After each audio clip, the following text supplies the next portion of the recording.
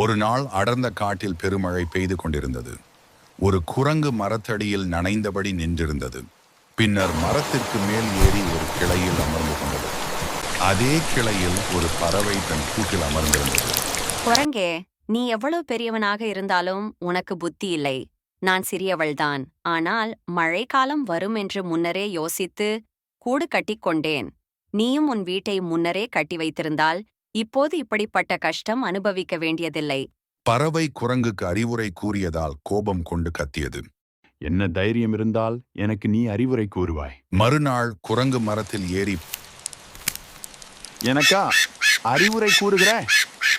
பறவையின் கூட்டை பிரித்து போட்டது. அதனை பார்த்து பறவை அழுதது. அறிவில்லாதவனுக்கு அறிவுரை கூறினால் அவமானமும் அழுகையும் தான் மிஞ்சும். Subscribe, like and share.